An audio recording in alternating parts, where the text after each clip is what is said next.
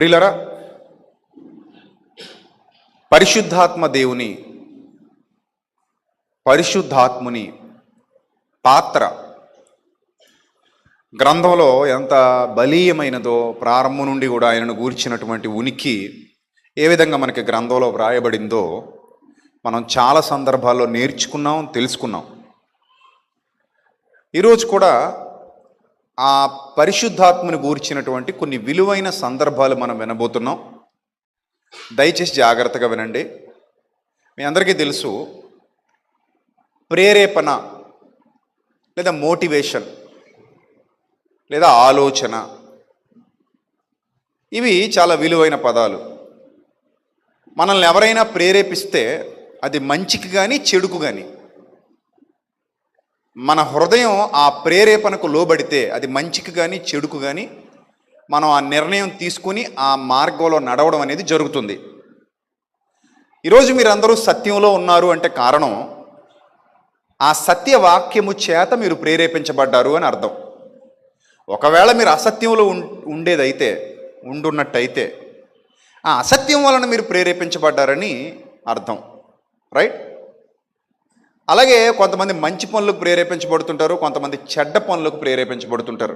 అంటే వాళ్ళకు కలిగినటువంటి ప్రేరేపణ ద్వారా కొందరు మంచి పనులు చేస్తుంటారు, మరికొందరు ఏ పనులు చేస్తారు? చెడ్డ పనులు చేస్తారు. ఈ ప్రేరేపణలు అనేవి మనకు తెలుసు, అందులో పాజిటివ్గాను ఉంటాయి, నెగిటివ్గాను ఉంటాయి. ఇక్కడ మనం ముఖ్యంగా గమనించాల్సినటువంటి విషయం ఏంటంటే, చీకటి వెలుగు రెండు ఉన్నాయి. నిత్యం కూడా మానవుణ్ణి ప్రేరేపిస్తున్న చీకటి శక్తి, అలాగే దైవశక్తి. మానవుడు చీకటి శక్తి వలన ప్రేరేపించబడే అవకాశం ఉంది, దైవశక్తి వలన ప్రేరేపించబడే అవకాశం ఉంది. చీకటి శక్తి వల్ల మానవుడు ప్రేరేపించబడతాడా? అది సాధ్యమేనా, జరుగుతుందా అని అంటే బైబిల్లో దానికి సంబంధించినటువంటి ఎన్నో రెఫరెన్సెస్ ఉన్నాయి. అలాగే మానవుల వలన మంచికో చెడుకో మనం ప్రేరేపించబడతామా అని అంటే కూడా దానికి కూడా బైబిల్లో చాలా రెఫరెన్సెస్ ఉన్నాయి. అలాగే పరిశుద్ధాత్మ వలన కూడా మనం మరి ప్రేరేపించబడతామా అంటే నేడు కూడా పరిశుద్ధాత్ముడు మానవుల్ని ప్రేరేపిస్తాడా? ఇప్పటికీ ప్రేరేపిస్తున్నాడా?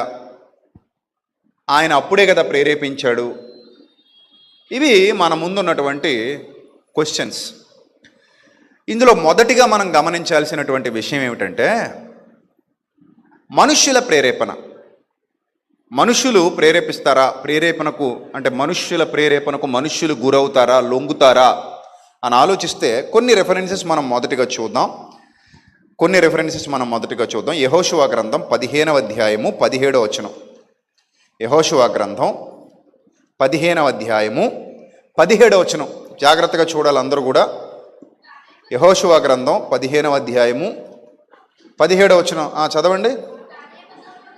కాలేబు సహోదరుడు కనజు కుమారుడునైన ఒత్నీయేలు దాన్ని పట్టుకొనుడు గనుక అతడు తన కుమార్తె అయిన అక్సాను అతనికిచ్చి పెండ్లి చేసెను. మరియు ఆమె తన పెనిమిటి ఇంటికి వచ్చినప్పుడు తన తండ్రిని ఒక పొలం అడగమని అతన్ని ప్రేరేపించెను. చూడండి, తన భర్తతో చెబుతోందట ఈ అమ్మాయి, మా నాన్నగారిని ఒక పొలం అడుగు అని ప్రేరేపించిందట. అంటే ఆ థాట్ అతనికి లేదు సుమా. మామగారిని పొలం అడుగుదామన్న ఆలోచన ఎవరికి లేదు? అల్లుడికి లేదు. కానీ కూతురు ఏం చేసిందంటే, మా డాడీని నువ్వు పొలం అడుగు అని ప్రేరేపించింది.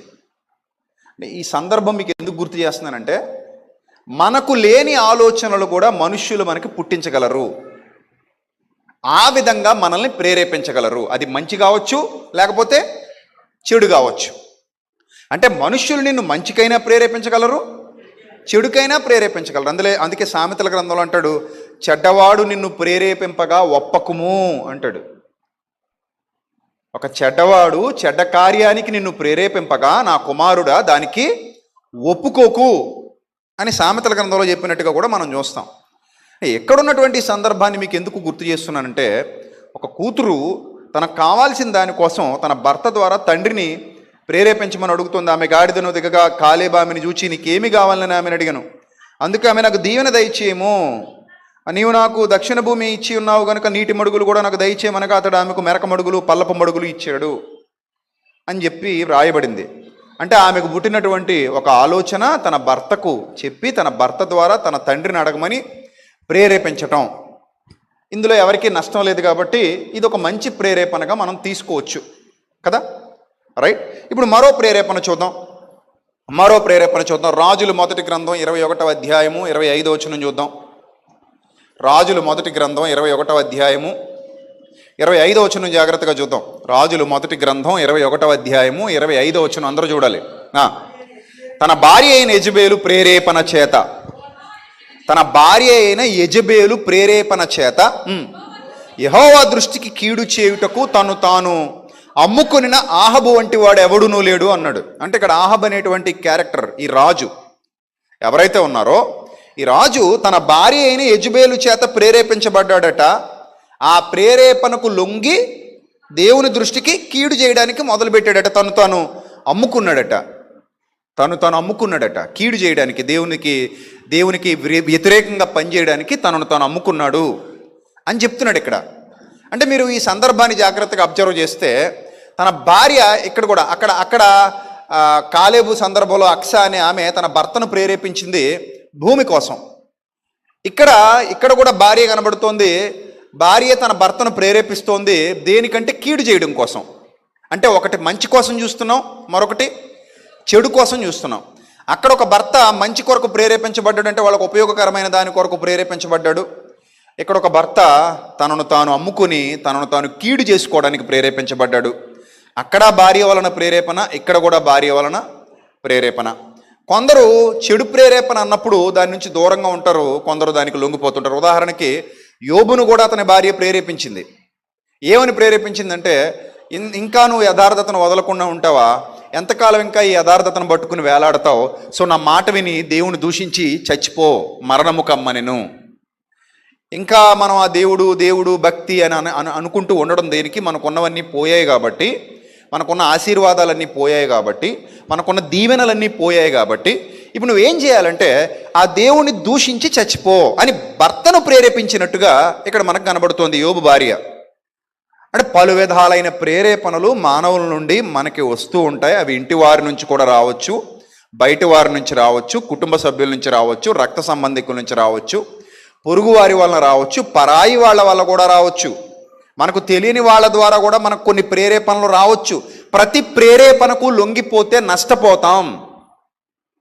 అది మంచిదా కాదా తెలుసుకోవాల్సినటువంటి విజ్ఞత ఎవరిది చెప్పండి? ఎవరిది? మనది. ఈ ప్రేరేపణ రైట్ ఆర్ రాంగ్ అనేది మనం డిసైడ్ చేసుకోవాలి తప్ప ప్రతి ప్రేరేపణ మనకు మంచిదే అని డిసైడ్ అయిపోయి ముందుకెళ్ళిపోయామంటే ఖచ్చితంగా మనం ఏమైపోతాం? నష్టపోతాం. రైట్. ఇలా మనుషుల ప్రేరేపణలు చాలా ఉంటాయి. ఇంకొన్ని మనం చూద్దాం. మత్తయి సువార్త 14వ అధ్యాయము 8వ వచనం. మత్తయి సువార్త 14వ అధ్యాయము 8వ వచనం ఒకసారి చూద్దాం. మత్తయి సువార్త 14వ అధ్యాయము 8. అప్పుడు ఆమె తన తల్లి చేత ప్రేరేపింపబడినదై, చూసారా? ఎవరి చేత? తన తల్లి చేత ప్రేరేపించబడినదై బాప్తిస్మమిచ్చి యోహాను తలను ఇక్కడ పళ్ళెములో పెట్టి నాకు ఇప్పించమని అడిగాను. చిన్న అమ్మాయి ఒక చెడ్డ ప్రేరేపణ, ఒక తల అడుగుతోంది. ఎవరి తల అడుగుతోంది అంటే ఒక ప్రవక్త తల అడుగుతుంది. దీనివల్ల ఆమెకు దీవెన శాపమా అనేది ఆలోచించే స్థాయి ఆమెది కాదు. ఎందుకంటే ఆమె ఇంకా చిన్న వయస్సులో ఉంది. ఇది దీవెనకరమైన పనా శాపకరమైన పనా అని ఆలోచించుకోవాల్సినటువంటి వయస్సు తల్లికుంది, ఆలోచించుకోగలిగే స్థాయి తల్లికుంది. కానీ తల్లి అవేవో ఆలోచించట్లా. ఏం కోరుకుంటుందంటే పగ, ప్రతీకారంతో, ద్వేషంతో రగిలిపోతూ ఆ ప్రవక్త అయితే అవ్వచ్చు, దేవుని సేవకుడైతే అవ్వచ్చు, అవన్నీ తర్వాత విషయం, తర్వాత మాటలు, అవన్నీ తర్వాత చూద్దాం. ముందు అర్జెంటుగా నాకేం కావాలి? అతని తల కావాలి. ఆ తల తెచ్చిచ్చేయి, నువ్వు అడుగు, అతని హెడ్ అడుగు అని ఆ బిడ్డను ప్రేరేపించిందట. అంటే చెడుకు ప్రేరేపిస్తున్నటువంటి తల్లి ఇక్కడ మనకు కనబడుతున్నటువంటి తల్లి ఎవరైతే ఉన్నారో మంచికా చెడుకా అంటే పక్కా చెడు కోసం ప్రేరేపిస్తున్నటువంటి తల్లి. రైట్. సో ఇవన్నీ కూడా మీకు అర్థం కావాలి. లోకంలో ఉన్నటువంటి ప్రేరేపణలు మనుషులు ఎలా ప్రేరేపిస్తారు, ఎలా ప్రేరేపించబడుతున్నారు అనేది మనకు అర్థం కావాలి. కావండి. ఇక మరొక సందర్భం చూస్తే మత్తయి సువార్త, అదే మత్తయి సువార్త 27వ అధ్యాయం, అదే మత్తయి సువార్త 27వ అధ్యాయం 20వ వచనం చూద్దాం. ఒక గుంపును ప్రేరేపించడం. ఇది ఒక మనిషిని కాదు, ఇక్కడ ఒక గుంపును లేదా సమాజాన్ని. ఈరోజు కూడా మీరు చూడొచ్చు, సమాజంలో చెడ్డకు ప్రేరేపించబడుతున్న వాళ్ళు చాలామంది ఉన్నారు. చెడు వీడియోలు చూసి కానివ్వండి, చెడు సందేశాలు విని కానివ్వండి, చెడు బోధలు విని కానివ్వండి, లేదా చెడ్డ వ్యక్తుల సహవాసం వల్ల కానివ్వండి, ఒక గుంపునే ప్రేరేపిస్తున్నారు. వాళ్ళని చంపండి, వీళ్ళని చంపండి అని ప్రేరేపించబడుతున్నారు. ఇప్పుడు మణిపూర్లో జరుగుతున్నటువంటి గొడవలు మీ అందరికీ తెలుసు. భయంకరమైన హింస చెలరేగుతుంది అక్కడ. చాలా దారుణాతి దారుణంగా అక్కడ ప్రజలు ప్రవర్తిస్తున్నట్టుగా నివేదికలు చెప్తున్నాయి. కానీ ఎవరు కూడా దాన్ని ఆపటానికి ప్రయత్నపడట్లేదు. ఎవరు ఆపగలరు వీటిని అంటే, ఎవరైతే అధికారులు ఉన్నారో, ఎవరైతే నాయకులు ఉన్నారో, ఎవరైతే పరిపాలన చేసేవాళ్ళు ఉన్నారో వారు ఆపగలరు. ఎందుకు? మనుషులంతా సమానమే, మనమందరం భారతీయులం, ఒకరి ఎందొకరు ప్రేమ కలిగి ఉండాలి, అనురాగం కలిగి ఉండాలి, వీఆర్ ఆల్ ఇండియన్స్ అని చెప్పి వాళ్ళను సంఘటన చేయాల్సింది పోయి, వాళ్ళ మధ్యలో ఇంకా వైషమ్యాలు, గొడవలు అవి ఇవి పెరిగేలా చేయడం అనేది చాలా దురదృష్టకరమైనటువంటి విషయం. సో అలా ప్రేరేపించబడ్డారు వాళ్ళు కాబట్టి ఇక గొడవలు వెనక్కి తగ్గట్లా. వన్స్ ఒక సమూహాన్ని ప్రేరేపించి వదిలేస్తే అది అడవిని తగలబెట్టేంతటి జ్వాలలా మారిపోయి సమాజాన్ని తగలబెట్టేస్తుంది. ఒక కార్చిచ్చులా రగులుకుంటుంది, సమాజాన్ని అంతటిని తగలబెట్టుకుంటూ వెళ్ళిపోతుంది. అందుకే ఒక సమూహాన్ని ఎప్పుడూ చెడ్డకు ప్రేరేపించకూడదు. రాయితో తేనెటీగ తోటను కొట్టినట్టు సమూహాన్ని చెడ్డకు ప్రేరేపించడం వల్ల సమాజం మొత్తం అస్తవ్యస్తం అయిపోద్ది, సమాజం మొత్తం అల్లకల్లోలం అయిపోద్ది. దానివల్ల ఒక గుంపుకు మాత్రమే నష్టం అనుకుంటారు, కాదు, ఇద్దరికీ నష్టమే. ఇద్దరు కొట్టుకుంటే ఇద్దరికీ నష్టమే తప్ప ఒకడికే నష్టం కాదు. రెండు గుంపులు కొట్టుకుంటే ఈ రెండు గుంపులకి నష్టమే తప్ప ఏ గుంపుకి మేలు కాదు. ఎంతో కొంత కీడు రెండు గుంపులకి జరుగుతుంది. ఎందుకంటే రెండు గుంపులు కొట్టుకుంటున్నాయి. ఇది వివేకం గలవారు ఆలోచిస్తారు. వివేకం లేని మూర్ఖులు పైనున్న వాళ్ళ ప్రేరేపణకు లొంగిపోయి గుడ్డిగా గొడవలకు వెళ్ళిపోతారు, గుడ్డిగా దిగిపోతారు, గుడ్డిగా మాట్లాడేస్తారు, గుడ్డిగా ఆ యొక్క ఆలోచనలో చేరిపోతారు. అలాంటి వాళ్ళ గురించి సామెతల గ్రంథం చెప్తోంది, తనకు పట్టని జగడమును బట్టి రేగువాడు దాటిపోతున్న ఒక్క చెవులు పట్టుకునేవాడితో సమానుడు అంటుంది. సో కాబట్టి మనం ఎప్పుడూ కూడా అనవసరమైనవి తలకు చుట్టుకునే విధంగా ఒక గుంపు ప్రేరేపణకు లొంగిపోకూడదు. కొంతమంది మీకు తెలియకుండానే వాటిని మీలో ఇంజెక్ట్ చేసి ప్రేరేపిస్తారు. మన కులం కోసం దెబ్బలాడదాం రండి అంటారు, మన మతం కోసం దెబ్బలాడదాం రండి అంటారు, మన ప్రాంతం కోసం కొడదాం రండి అంటారు, మన జాతి కోసం కొడదాం రండి అంటారు, మన ఇంటి పేరు కోసం కొట్లాడదాం రండి అంటారు, మన వర్గం కోసం కొట్లాడదాం రండి అంటారు, మన భాష కోసం కొట్లాడదాం, చంపేద్దాం రండి అంటారు. సో ఇలా వైషమ్యాలు సృష్టించి మనుషుల్లో కొట్టుకుందాం, చంపుకుందాం, ద్వేషిద్దాం రండి అని పిలిచే ఏ పిలుపుకు కూడా తెలివైన వాడు లోబడకూడదు. అది మంచి పిలుపు కాదు. అక్కడ న్యాయ పోరాటం వేరుగా ఉంటుంది. ఒకవేళ న్యాయ పోరాటం చెయ్యాలనుకున్న వాడికి కూడా కొన్ని విధి విధానాలు ఉంటాయి, కొన్ని పద్ధతులు ఉంటాయి. ఆ న్యాయ పోరాటం న్యాయం కోసం చేసేదిగా ఉంటుంది. ఇప్పుడు న్యాయాన్యాయాల విచక్షణ జ్ఞానం ఆ మనిషిలో ఉండడం మీద ఆధారపడి ఉంటుంది. న్యాయ అన్యాయాల విచక్షణ జ్ఞానం లేనివాడు ప్రతి గుంపుకి చొరబడతాడు, ప్రతి గుంపులో దూరతాడు, తనకు పట్టని జగడాన్ని బట్టి రేగుతాడు, నేలకు పోయేది నెత్తికి రాసుకుంటాడు.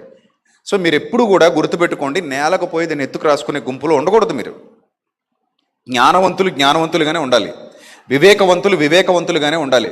ఈ మాటలు మీ హృదయానికి ఎంత అవసరమో ఒకసారి ఆలోచించండి, గట్టిగా పట్టుకోండి, దాచుకోండి లోపల. విలువైన ఆనిముత్యాలు మీరు వింటున్నవి దాచుకోండి జాగ్రత్తగా. మనకు అక్కర్లేని దాన్ని బట్టి రేగామా మనమే నష్టపోతాం. ఇప్పుడు ఒక్కొక్కడు మనల్ని ప్రేరేపిస్తుంటాడు, వాడి స్వార్థం కోసం బలి చేస్తాడు. మనం అనవసరంగా వెళ్ళి అక్కడ దూరుతాం, అక్కడ వాడి స్వార్థం. మనం అనవసరంగా గుంపులో దెబ్బలు తింటాం. చాలామంది యవనస్తుల్ని రాజకీయ నాయకులు అలాగే ప్రేరేపిస్తారు, గొడవలకు ఎగదొస్తారు. వీళ్ళు వెళ్ళిపోయి ఆ గొడవల్లో దూరతారు, వాళ్ళ ఇంట్లోంచి బయటికి రారు, వాళ్ళు అక్కడే ఉంటారు. కానీ యవనస్తులు కాళ్ళు చేతులు విరగొట్టుకుంటారు, మీద పెట్రోల్ పోసి తగలబోసుకుంటారు, బస్సు అద్దాలు పగలగొట్టి కేసులు ఇరుక్కుంటారు, ట్రైన్లు తగలబెట్టి కేసులు ఇరుక్కుంటారు. కానీ ఆ నాయకుడు అన్నవాడు బయటికి రాడు, అమాయకుల్ని మాత్రం బలి చేస్తాడు. ఈ కేసులన్నీ వీళ్ళ మీద పడి వీళ్ళు కోర్టుల చుట్టూ తిరుగుతూ వీళ్ళు డబ్బులు ఖర్చు పెట్టుకుంటూ వీళ్ళు అమ్మానాన్నలను పోషించలేక వీళ్ళు తలకెత్తుకున్నటువంటి ఆ పనికి మాలిన పని వల్ల జీవితాంతం నష్టపోయేది వీళ్ళే, ఉద్యోగాలు కోల్పోయేది వీళ్ళే, చదువులు కోల్పోయేది వీళ్ళే, మంచి భవిష్యత్తు కోల్పోయేది వీళ్ళే. కానీ వీళ్ళని మీద ఆ నాయకుడు అనేవాడు బలపడుతూ ఉంటాడు. సో అందుకే కూడా పనికి మాలిన గొడవలకు ఎప్పుడు కూడా ఎవరు ప్రేరేపించినా వెళ్ళకూడదు, అది మంచిది కాదు. ఆ పనికి మాలిన గొడవల వల్ల నీకు ప్రయోజనం ఉండదు, నిన్ను ప్రేరేపించినోడికి ఉంటుంది ప్రయోజనం. ఆ గొడవ ద్వారా నిన్ను ప్రేరేపిస్తున్నాడంటే, నిన్న ఆ గొడవలోనికి వెళ్ళమని నిన్ను బలవంత పెడుతున్నాడంటే దాని ద్వారా వాడు లబ్ధి పొందాలనుకుంటున్నాడు. దానికోసం నీకేదో ఎర వేస్తాడు, ఆ ఎరకు నువ్వు పడిపోతావు, ఆ ఎరకు నువ్వు లొంగిపోతావు. ఇదంతా దుష్ట ప్రేరేపణది. ఆ దుష్ట ప్రేరేపణకు లొంగిపోయావా, నీ భవిష్యత్తు మొత్తం చేతులారా నువ్వు పాడు చేసుకున్నట్టే. జాగ్రత్త యవనస్తులారా, గుర్తుపెట్టుకోండి. ఇక్కడ కూడా ప్రధాన యాజకులకి పెద్దలకి యేసు ప్రభు నచ్చలేదు. ఇప్పుడు యేసు ప్రభువుని అడ్డు తొలగించుకోవాలి వాళ్ళు. ఎందుకు యేసు ప్రభుని అడ్డు తొలగించుకోవాలి? ఎందుకు అడ్డు తొలగించుకోవాలంటే వాళ్ళ బోధల్ని బహిరంగంగా విమర్శిస్తున్నాడు, వాళ్ళ బోధల్ని బహిరంగంగా ఖండిస్తున్నాడు. వాళ్ళు చేసే తప్పుల గురించి నిర్మోహమాటంగా నిష్పక్షపాతంగా చాలా సూటిగా మాట్లాడుతున్నాడు పబ్లిక్లో. అలా మాట్లాడడం వల్ల వాళ్ళ బిజినెస్ దెబ్బతినిపోయింది. ఎందుకంటే వాళ్ళు ఇశ్రాయేలీలతో బిజినెస్ చేస్తున్నారు. ప్రధాన యాజకులు, శాస్త్రులు, పరిసయ్యులు, సద్దూకయ్యులు ఇశ్రాయేలీలతో బిజినెస్ చేస్తున్నారు తప్ప వాళ్ళ మంచి కోసం ఆలోచించేవాళ్ళు కాదు. ఈ పరిసయ్యులు, సద్దూకయ్యుల బోధ పులిసిన పిండితో సమానం అని యేసుప్రభు వారు చెప్పారు. వాళ్ళు ఆ మాటలు జీర్ణించుకోలేకపోయారు. సున్నం కొట్టిన సమాధులారా అని నేరుగా మాట్లాడారు. అలాగే అంధులైన మార్గదర్శకులారా అన్నారు. గుడ్డివాడు మరో గుడ్డివానికి త్రోవ చూపినీడల ఇద్దరు గుంటలోనికి పోతారన్నారు. సర్ప సంతానమా మీరు చెడ్డవారేయండి, మంచి మాటలు ఎలా పలకగలరన్నారు. ఇలా ఎప్పుడు ఏం మాట్లాడినా చాలా బహిరంగంగా మాట్లాడారు, ధైర్యంగా మాట్లాడారు, ఎవరికి భయపడకుండా మాట్లాడారు. యేసు ప్రభు వారు ఒక రకమైన విప్లవాన్ని తీసుకొచ్చారు ఇశ్రాయేలీల్లో, యూదుల్లో. ఆ విప్లవాన్ని చూసినటువంటి, ఆ ప్రేమపూరిత విప్లవాన్ని చూసినటువంటి శాస్త్రులు, పరిసయ్యులు దాన్ని జీర్ణించుకోలేకపోయారు. ఏ విధంగా అయినా సరే ఇప్పుడు మన లాభాన్ని నష్టపరుస్తున్నాడు కాబట్టి మన లాభాన్ని నష్టం వైపుకు నడిపించే ఈ వ్యక్తి అడ్డు మనం తొలగించుకోవాలి. అప్పుడు ప్లే చేసే స్ట్రాటజీ ఏంటంటే జనాల్ని అతని మీద రెచ్చగొట్టి జనాలకు అతన్ని చెడ్డగా చూపెట్టడం. గుర్తుపెట్టుకోండి, ఈ స్ట్రాటజీ చాలామంది ప్లే చేస్తుంటారు. యేసు ప్రభువు మీద శాస్త్రులు, పరిసయ్యులు ప్లే చేసినటువంటి స్ట్రాటజీ ఏదైతే ఉందో ఇదే స్ట్రాటజీని సమాజంలో చాలామంది ప్లే చేస్తూ ఉంటారు. మంచివాడి మీద చెడ్డను బురదను పోసి ఈ జనాల్ని వాడి మీదకి రెచ్చగొడుతూ ఉంటారు. సో ఇప్పుడు యేసు ప్రభువుని చెడ్డ చేయాలి, ఆయన అడ్డు తొలగించుకోవాలి, ఆయన చంపేయాలి, వాళ్ళ కక్ష తీర్చుకోవాలి. ఆ కక్ష తీర్చుకోవాలంటే ఇప్పుడు వాళ్ళ స్ట్రాటజీ ఏంటంటే యేసు ప్రభువుని సమాజానికి చెడ్డ చేయాలి. ఎలా చెడ్డ చేయాలి? మోషేకు విరోధంగా మాట్లాడుతున్నాడు, నెంబర్ 1. నెంబర్ 2, విశ్రాంతి దినానికి వ్యతిరేకంగా ఉన్నాడు. నెంబర్ 3, తానే దేవుణ్ణని చెప్పుకుంటున్నాడు. దేవుని కుమారుణ్ణని చెప్పినా కూడా తానే దేవుణ్ణని చెప్పుకుంటున్నాడు. నెంబర్ 4, దేవాలయాన్ని పడగొట్టమన్నాడు. మన పవిత్ర దేవాలయాన్ని ఏమన్నాడు? పడగొట్టమన్నాడు. ఇంకంతే, అయిపోయింది, అందరూ పడిపోయారు ఆ మాటకి. అతను ఎంత మంచోడైనా కానీ మన పవిత్ర దేవాలయాన్ని పడగొట్టమన్నాడంటే ఇక అతను మనకి విరోధి. చూడండి, జనాలు పొగడడం ఎంతసేపు, తిట్టడం ఎంతసేపు. పొగిడినంతసేపు పొగుడుతారు. చిన్న ఇష్యూ మనకు నచ్చలేదనుకోండి, వెంటనే అభిప్రాయం చేంజ్ చేసుకుని తిడతారు. అందుకే ఎప్పుడు కూడా జనాల పొగడతల మీద సింహాసనం వేసుకుని కూర్చోకండి, అది ఎప్పుడు ఇరిగిపోతుందో తెలియదు. అర్థమైందా? జనాల పొగడతల మీద సింహాసనం వేసుకుని ఎవరైనా కూర్చుంటే కనుక మీరు త్వరలోనే పడిపోతున్నారని అర్థం. ఆ నిజం ఎంత తొందరగా తెలుసుకుంటే అంత మంచిది. ఎందుకంటే ఆ పొగడతలు చిరకాలం ఉండేవి కావు. ఎందుకో చెప్పనా? ఈ ప్రజలే యేసుప్రభుని రాజుగా చేస్తామని వచ్చారు. యోహాను సువార్తలో మీకు కనబడుద్ది, రాజుగా చేయుటకు వారు వచ్చి అని ఉంటుంది యోహాను సువార్త 6వ అధ్యాయంలో. యేసుప్రభుని రాజుగా చేద్దామని వచ్చిన ఈ ప్రజలే ఆ తర్వాత యేసుప్రభుకు వ్యతిరేకం అయ్యారంటే కారణం ఒక చెడ్డ ప్రేరేపణ ఎంత పాడు పని చేసింది, ఎంత మంచోడిని అపార్థం చేయించింది. ఒక చెడ్డ ప్రేరేపణ ఎంత మంచోడిని చెడ్డగా చూపించింది. ఆయన కఠినంగా మాట్లాడాడన్న దాన్ని మాత్రమే చూశారు తప్ప ఆయన మాట్లాడుతున్న ఆ మాటల వెనక ఎంత ప్రేమ ఉంది, ఎంత బాధ్యత ఉంది, మన పట్ల ఎంత కేరింగ్ ఉంది, మన జీవితాలు నిలబెట్టడానికి ఆయన ఎంత కష్టపడుతున్నాడన్న ఆలోచన వాళ్ళకి రాలేదు. ఆయన హీరో, కానీ వాళ్ళు జీరో అనుకున్నారు. ఆయన వాళ్ళ కోసం కష్టపడుతున్నాడు, వాళ్ళ కోసం బోధిస్తున్నాడు, కానీ వాళ్ళు అనుకున్నారు, అబ్బే ఇతని వల్ల మనకి ఉపయోగం లేదు, దేవాలయం అన్నాడట. చేస్తే చేశాడు కానీ స్వస్థతలు, ఇస్తే ఇచ్చాడు కానీ ఆరోగ్యం, పెడితే పెట్టాడు కానీ రొట్టెలు చేపలు, బ్రతికిస్తే బ్రతికించాడు కానీ శవాల్ని, చనిపోయిన వాళ్ళని. దేవాలయం పడగొట్టమనడం ఏమైనా భావ్యమా అనేసరికి ఆ చెడ్డ ప్రేరేపణకు అందరూ లొంగిపోయారు. లొంగిపోయి ఇప్పుడు యేసుప్రభు వారిని చంపేయాలి, చంపితే తప్ప మాకు నిద్ర పట్టదు. చూడండి, సమాజంలో చాలాసార్లు మంచోళ్ళు చెడ్డోళ్ళుగా, చెడ్డోళ్ళు మంచోళ్ళుగా ప్రజలకు పరిచయం అవుతూ ఉంటారు ఈ ప్రేరేపణల వల్ల. ఒక్కోసారి మంచోడిని కూడా అపార్థం చేసుకుంటారు, ఒకసారి మంచోడు గురించి కూడా చెడ్డగా మాట్లాడుతుంటారు. వాళ్ళ నిర్ణయాలు టక్ టక్ టక్ టక్ అని మార్చేసుకుంటారు. మనకు ఉపయోగపడ్డాడన్న విషయాన్ని మర్చిపోతారు ఆ చెడ్డ మాటలు మాట్లాడేటప్పుడు. అరే మనకు ఉపయోగపడ్డాడు కదా, ఇతను మనకు చాలా మేలు చేశాడు కదా, ఇతని బోధ వల్లే కదా మనం రక్షింపబడ్డాం, ఇతని బోధ వల్లే కదా మనం బాగుపడ్డాం, ఇతని బోధే కదా మన బ్రతుకుల్ని నిలబెట్టిందన్న వాస్తవాలు మరిచిపోయి చెడ్డగా మాట్లాడడానికి నరవలేని నాలుగు ఎంతసేపు టక్కన మాట్లాడేయచ్చు. కానీ ఆ మాటకు కూడా ఒకరోజు ఏం చెప్పాలట? లెక్క చెప్పాలట. ఒక మాటకు కూడా లెక్క చెప్పాలి. మాట చాలా ఈజీ, తొందరగా వదిలేయచ్చు, కానీ లెక్క చెప్పాలి. వీళ్ళు యేసుప్రభు వారి కష్టాన్ని మర్చిపోయారు, శ్రమను మర్చిపోయారు, ఆయన ప్రేమను మర్చిపోయారు, అన్నీ మర్చిపోయారు. మర్చిపోయి చివరికి ఏమయ్యారు చూడండి. ప్రధాన యాజకులు పెద్దలు బరబ్బను విడిపించమని అడుగుటకు 20వ వచనం, 27 మత్తయి సువార్త 20వ వచనం, అడుగుటకు యేసును సంహరించుటకు జనసమూహములను ప్రేరేపించిరి. అంటే ఇప్పుడు ఈ జనసమూహములన్నీ కూడా ఆ చెడ్డ ప్రేరేపణకు చాలా ఈజీగా ఏమైపోయారు? లొంగిపోయారు. గుర్తుపెట్టుకోండి. సో ఇలా ఒక ప్రేరేపణ అనేది మనుష్యుల్ని ఏ స్థాయికి తీసుకెళ్ళిపోతుంది? అది మంచికి తీసుకెళ్తుంది, చెడ్డకి తీసుకెళ్తుంది. మనుష్యుల్ని ప్రేరేపిస్తున్నారు, చెడుకి ప్రేరేపిస్తున్నారు, మంచికి ప్రేరేపిస్తున్నారు.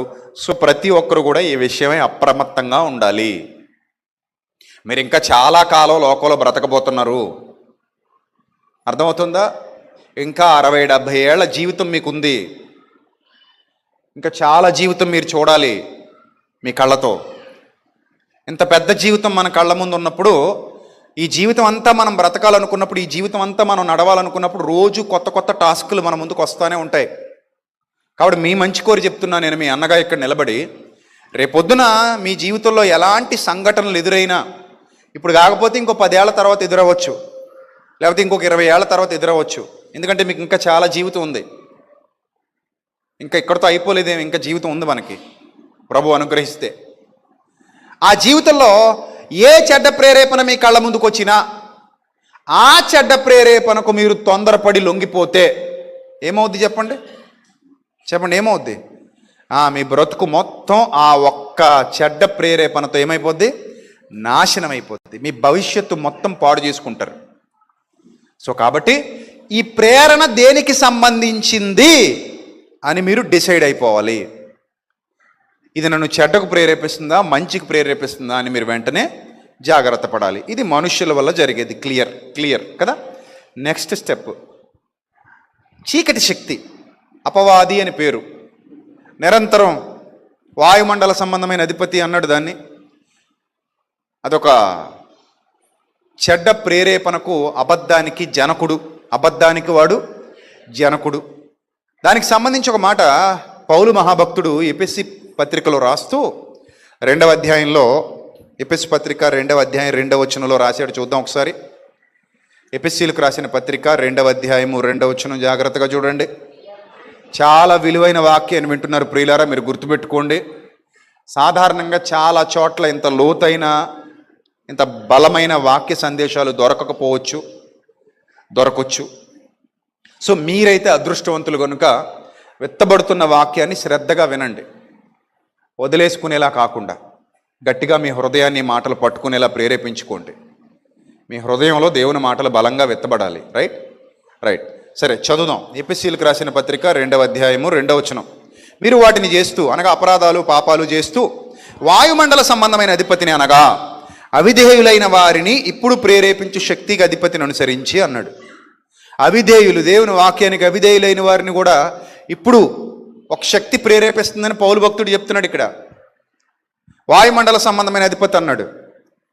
అంటే అవిధేయులైన వారందరూ కూడా ఒక శక్తి చేత ప్రేరేపించబడుతున్నారు. వారికి తెలియకుండా ఒక చీకటి శక్తి, ఒక నెగిటివ్ ఎనర్జీ, అది వాళ్ళను ప్రేరేపించి వాళ్ళ జీవితాల్లో నెగిటివ్గా ఆలోచించడానికి, నెగిటివ్గా పనిచేయడానికి, చెడ్డగా నిర్ణయాలు తీసుకోవడానికి, తప్పు మార్గాల్లోనికి వెళ్ళటానికి, పాపపు ఆలోచనల చేత పట్టబడటానికి వాళ్ళను ప్రేరేపిస్తోంది. డార్క్ ఎనర్జీ, చీకటి శక్తి. పౌలు భక్తుడిచ్చిన సాక్ష్యం ఇది. నేను చెప్పట్లా, నా సొంత మాటలు కావు ఇవి, అర్థం చేసుకోండి. ఎవరిస్తున్నారు ఈ సాక్ష్యాన్ని? పౌలు భక్తుడిస్తున్నాడు. ఆయన చెప్తున్న మాటలు, ఒక చీకటి శక్తి మానవుల్ని ప్రేరేపిస్తుంది. అంటే మనకు తెలియకుండానే అలాంటి ప్రేరేపణలు వచ్చినప్పుడు అమ్మో జాగ్రత్తగా ఉండాలి అన్న భావన రావాలి. రైట్. తర్వాత మరో మాట చూద్దాం. పౌలు భక్తుడు చెప్తున్నటువంటి మరొక మాట, చీకటి శక్తి ప్రేరేపిస్తుందా అని మనం గ్రంథంలో చూడగలిగితే దినవృత్తాంతాలు మొదటి గ్రంథం 21వ అధ్యాయం 1వ వచనం చూద్దాం. దినవృత్తాంతాలు మొదటి గ్రంథం 21వ అధ్యాయం 1వ వచనం చూడాలి అందరూ త్వరగా. తరువాత సాతాను ఇశ్రాయేలుకు విరోధముగా లేచి, ఎవరట? క్లియర్గా రాశాడు ఇక్కడ. దుష్టశక్తి అనగా అపవాది ఇశ్రాయేలుకు విరోధముగా లేచి ఇశ్రాయేలీయులను లెక్కించుటకు దావీదును ప్రేరేపించగా. దావీదు అనే వ్యక్తి సర్వశక్తుడైన దేవుని దాసుడు, సర్వోన్నతుడైన దేవుని దాసుడు, ఎన్నో వేల కీర్తనలు రచిస్తున్నవాడు. ఆయన భాష, ఆయన పరిణతి, ఆయన యథార్థత, ఆయన భక్తి, ఆయన నమ్మకత్వం చాలా గొప్పవి. అయినప్పటికీ కూడా దావీదును కూడా ఏం చేశాడట అపవాది? చెప్పండి, ఏం చేశాడట? ప్రేరేపించాడట. అంటే మనం ఎవరైనా అతిథులం అవుతామా వాడి ప్రేరేపణకి?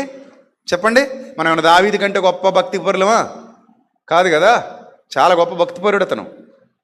ఎప్పుడు కూడా దావీదు అనగానే మీరు అక్కడికే పోతారు, అక్కడ పోకండమ్మా.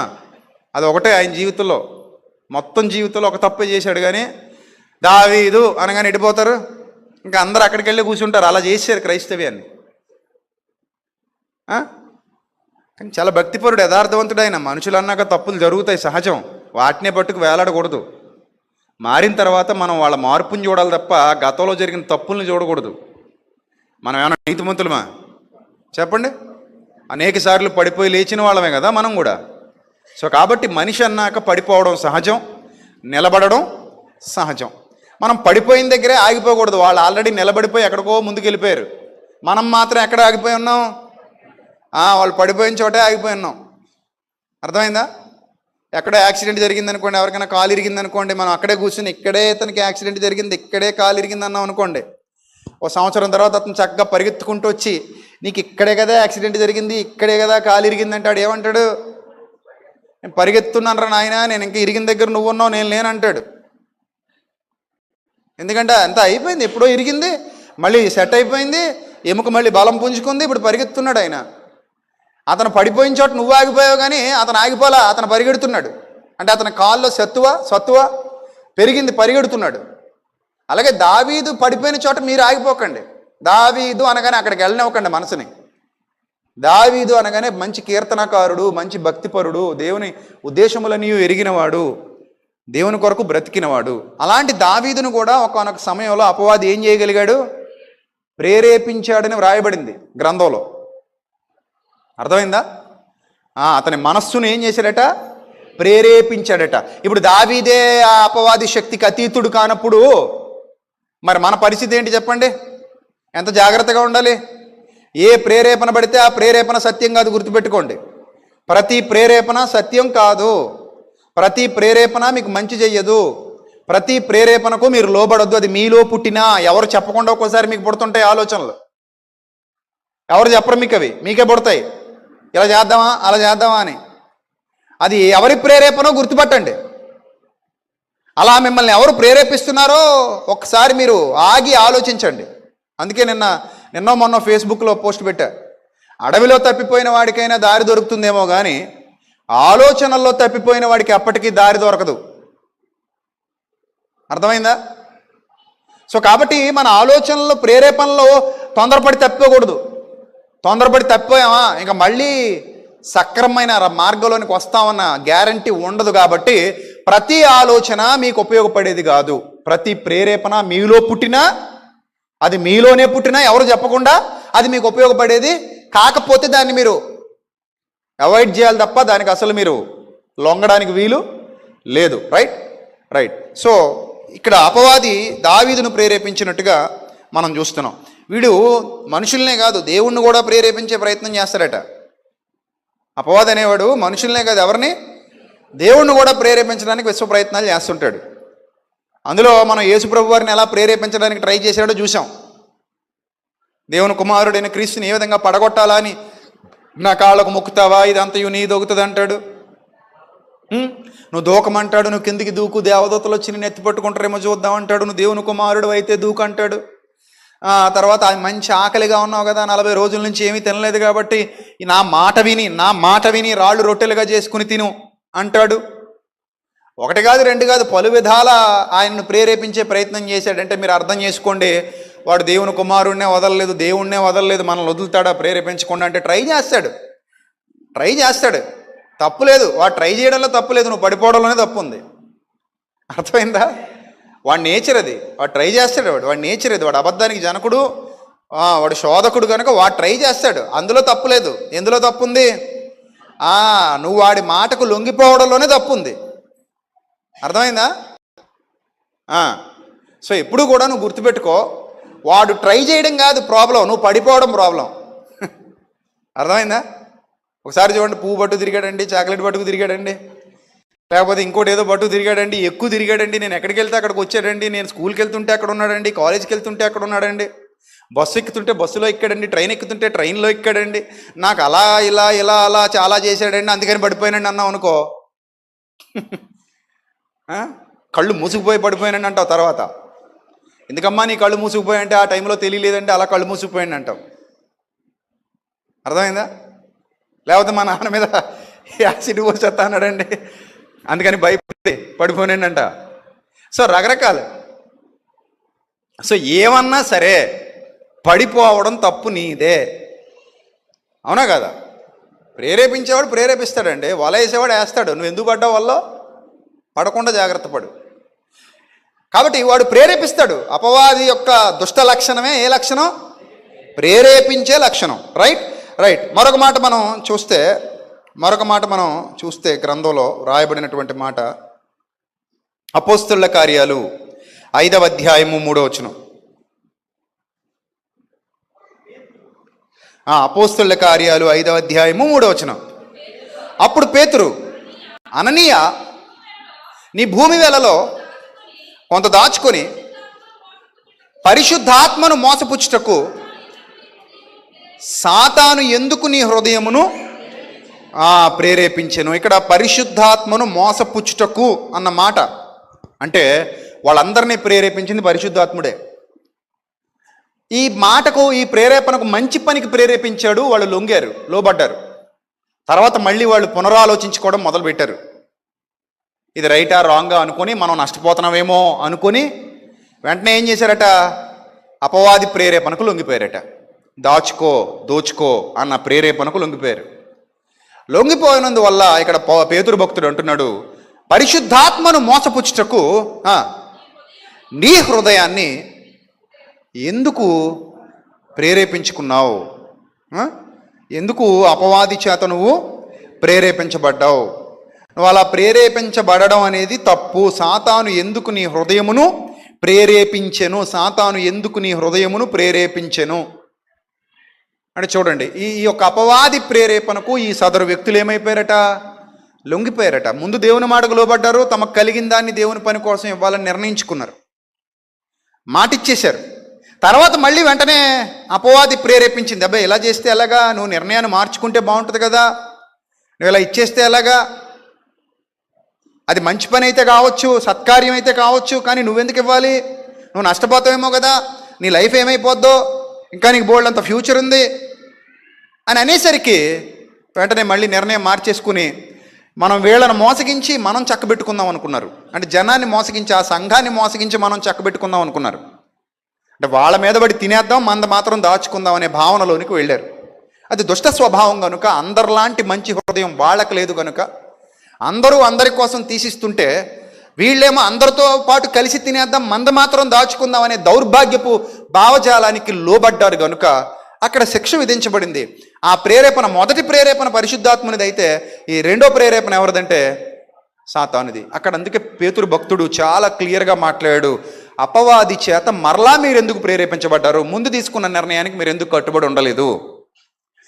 ముందు తీసుకున్న నిర్ణయం మంచి నిర్ణయమే కదా, ఆ మంచి నిర్ణయానికి మీరు ఎందుకు కట్టుబడి ఉండలేదు? దానివల్ల మీకు వచ్చే నష్టం ఏంటి? మీకు ఏ నష్టం లేదు కదా. మీరు ఇక్కడ సుఖంగానే ఉంటారు కదా దేవుని సన్నిధిలో, మీరు ఇక్కడ ఆనందంగానే ఉంటారు కదా దేవుని సన్నిధిలో, అందరితో పాటు కలిసిమెలిసే ఉంటారు కదా, అందరితో పాటు కలిసిమెలిసి తింటారు కదా. సో అది మంచి నిర్ణయం అయినప్పుడు ఆ మంచి నిర్ణయానికి వ్యతిరేకంగా చెడ్డ నిర్ణయాన్ని మళ్ళీ తీసుకోవడానికి సాతాను ఎందుకు మీ హృదయాన్ని ప్రేరేపించింది? మీరు ఎందుకు మీ నిర్ణయాన్ని మార్చుకుని దేవుని దృష్టికి పాపులుగా మిమ్మల్ని మీరు ఎంచుకున్నారు అని ఇక్కడ పేతురు భక్తుడు మాట్లాడుతున్నాడు. సో వాళ్ళిద్దరూ మరణించడం కూడా దాని పర్యవసానమే, దాని ఫలితమే. అంటే చేసిన ఆ చెడ్డ పని ఫలితంగా వాళ్ళ మరణం చాలా త్వరగా సంభవించింది. శాప ఫలితం అన్నమాట అది. లేకపోతే ఇంకొంతకాలం వాళ్ళు సంఘంలో హాయిగా బతికేవారు, దేవుని పనుల్లో ఉండేవారు, దేవుని కార్యాభివృద్ధి కొరకు పాటుపడేవారు. కానీ వాళ్ళు ముందు తీసుకున్న నిర్ణయానికి కట్టుబడి లేరు, టక్కన మరి నిర్ణయం మార్చేసుకున్నారు. అలాగే సంఘాన్ని మోసగిద్దామని చూశారు, వాళ్ళ మీద పడి తినేద్దాం, మనం మాత్రం సేఫ్ సైడ్ ఉందాం, ఈ లోకంలో ఏదో పట్టుకుపోదాం, ఏదో సాధించేద్దాం అన్నట్టు వాళ్ళ ఆలోచన కొనసాగింది. మనుషుల ఆలోచనలు ఇప్పుడు అలాగే ఉంటాయి, ఏదో చేసేద్దాం, ఏదో సాధించేద్దాం అన్నట్టు. కానీ ఒక్కోసారి దేవుడు పేదవాడిని కాకుండా డబ్బున్నోని కూడా తీసుకెళ్ళిపోయి ఇక్కడ నీకు ఏది శాశ్వతం కాదని నిరూపిస్తూ ఉంటాడు. విచిత్రం ఏంటి చెప్పనా? గతంలో టైటానిక్ అనేటువంటి ఒక పెద్ద షిప్పు మునిగిపోయింది. అది ధనవంతుల షిప్పుగా పేరుగాంచింది. అందులో వెళ్ళిన వాళ్ళందరూ ధనవంతులే, చాలా లగ్జరియస్ షిప్ అనమాట అది. ద అన్సింకబుల్ షిప్ అని దానికి పేరు పెట్టారు, అంటే ఎప్పటికీ మునిగిపోని వాడని. కానీ అది ఒక అర్ధరాత్రి మంచు పర్వతాలని ఢీకొని అట్లాంటిక్ మహాసముద్రంలో మునిగిపోయింది. దాని మీద సినిమా కూడా తీశారు, మీ అందరికీ తెలుసు, చాలా పెద్ద హిట్ అయింది. ఇప్పుడు ఆ టైటానిక్ షిప్ని చూపించడానికి ఒక కంపెనీ ఒక సబ్మెరీన్ ద్వారా 2 కోట్ల రూపాయలు దాదాపు టికెట్ పెట్టి ధనవంతులు తీసుకెళ్ళింది. 5 ధనవంతులు, ప్రపంచంలో పేరెన్నిక కన్నా 5 ధనవంతులు మొన్ననే ఈ వారంలోనే ఆ షిప్ చూడడానికి వెళ్ళారు. అంటే ఆ నీటి అడుగు భాగానికి వెళ్ళి ఆ సబ్మెరీన్లో ఉండి ఆ షిప్ యొక్క ఎలా ఉంది, ఇప్పుడు మునిగిపోయిన టైటానిక్ షిప్ ఎలా ఉంది చూసి మళ్ళీ చేద్దామని వెళ్ళారు. అందులో ఆక్సిజన్ 90 గంటల పాటు పనిచేస్తుంది. కానీ వాళ్ళ దురదృష్టం అనుకోవాలో లేకపోతే దైవ నియమం అనుకోవాలో, ఆ షిప్పులో ఎలాగైతే ధనవంతులు చచ్చిపోయారో, ఈ షిప్ చూడడానికి వెళ్ళిన ఆ సబ్మెరీన్లో ఉన్న వాళ్ళు కూడా చచ్చిపోయారు. ఆ సబ్మెరీన్ పేలిపోయింది. ఇంతకీ ఆ సబ్మెరీన్ కంపెనీ ఓనర్ కూడా అందులోనే ఉన్నాడు. వేల కోట్ల ఆస్తి పరులు వాళ్ళు, మొత్తం అందరూ అక్కడే చచ్చిపోయారు. సో అంటే అప్పుడప్పుడు అనిపిస్తుంది, డబ్బు మనల్ని కాపాడుతుంది అనుకోవడం అవివేకం, డబ్బు సంపాదించాం కాబట్టి మనం యుగయుగాలు బతుకుతాం అనుకోవడం కూడా అవివేకం, డబ్బు ఉంది కాబట్టి మనకేం అవ్వదు అనుకోవడం కూడా అవివేకం. మనిషి ప్రాణం ఎప్పుడు పోతుందో ఎవరికి తెలియదు.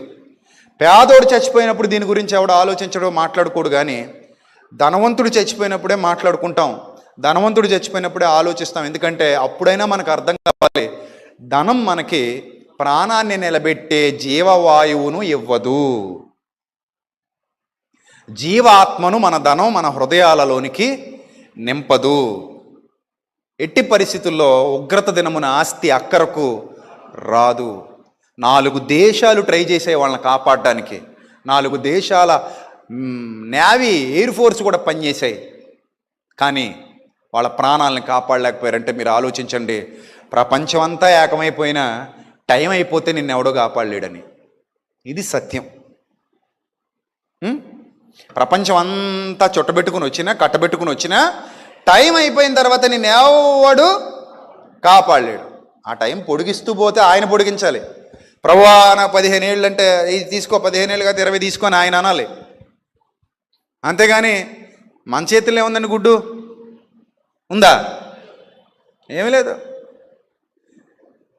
మన చేతిలో అది ఒక్కటి ఉంటే అసలు ఈ ప్రపంచం ఎప్పుడో నాశనం అయిపోయేది. మానవుడి చేతిలో దేవుడు అది పెట్టలా. స్విచ్ ఆయన దగ్గర పెట్టుకున్నాడు, లైట్ మాత్రమే నువ్వు వెలుగుతావు. చిరాకు వచ్చినప్పుడు చిచ్చు కడేస్తాడు. అర్థమైందా? చిరాకు వచ్చినప్పుడు ఏం చేస్తాడు? స్విచ్ కడేస్తాడు. స్విచ్ కడేసాడు అనుకోండి, ఇంకా లైట్ వెలగదు, అక్కడతో ఆరిపోయినట్టే. మళ్ళీ ఎవడైనా వెలిగిద్దామనుకున్నా వెలగదు. ఇదేంటండి బల్బు అంతా బాగానే ఉంది, ఫిల్మెంట్ కూడా బాగానే ఉంది, ఇది వెలగట్లేదు ఏంటంటే ఎలక్ట్రీషియన్ వచ్చిన. ఎలక్ట్రీషియన్ అంటే ఎవరు? సంజయ్ కాదు, డాక్టర్ గారు. మళ్ళీ మీరు సంజయ్ వైపు పరమేశ్వర్ వైపు చూడకండి. ఎలక్ట్రీషియన్ అంటే ఎవరు? డాక్టర్ గారు. బల్బు పెట్టండి ఎలగట్లేదు, అన్నీ బాగానే ఉన్నాయి కదండి అంటే ఎలగదండి ఇంకా, ఎందుకంటే పవర్ రావట్లేదు. పవర్ సప్లై ఏం చేశారు? ఆపేశారు, స్విచ్ కట్టేశారు. అదన్నమాట విషయం. మనకు కూడా స్విచ్ ఆయన దగ్గర ఉంది. నరుని ఆత్మ యెహోవా పెట్టిన దీపము. ఎప్పుడు ఆయన స్విచ్ కట్టాలనుకుంటే అప్పుడు కట్టిపడేస్తాడు. ఆయన కట్టిపడేసాడంటే మన జీవితం అక్కడితో ఏమైపోయినట్టు? Close, chapter close. రైట్. కాబట్టి ఎక్కడున్నాం మనం? వాళ్ళ ప్రేరేపణ, అపవాది యొక్క ప్రేరేపణ. సో 2 ప్రేరేపణలు మనం దిగ్విజయంగా పూర్తి చేసుకున్నాం. ఒకటి మనుష్యుల ప్రేరేపణ, రెండోది చీకటి శక్తి యొక్క, అపవాది యొక్క ప్రేరేపణ. ఇక 3వ ఘట్టంలోనికి అడుగు పెట్టబోతున్నాం, పరిశుద్ధాత్మ యొక్క ప్రేరేపణ. మనందరికీ తెలిసినటువంటి, బండగా తెలిసినటువంటి ఒక విషయం ఏంటంటే, ఈ దైవ గ్రంథం ఎలా రాయబడింది? చాలాసార్లు మీరు విన్నారు, మళ్ళీ ఒకసారి చూసేద్దాం. అది పేతురు గారు రాసిన 2వ పత్రిక 1వ అధ్యాయం 21వ వచనం.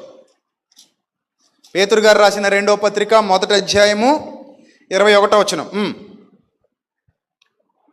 21 పేతురు గారు రాసిన 2వ పత్రిక 1వ అధ్యాయము 21 వచనాలు.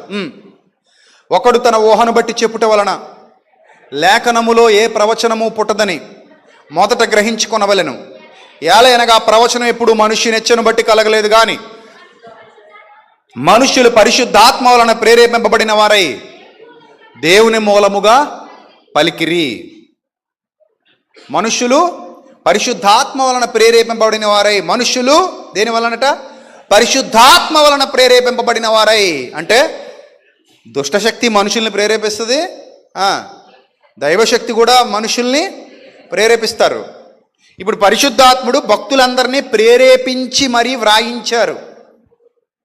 అందుకే వాళ్ళు ఊహను బట్టి రాయలేదట దివ్య గ్రంథం. పరిశుద్ధాత్మే వెనకుండి వ్రాయించారట ఈ దివ్య గ్రంథాన్ని. అర్థమవుతుందా?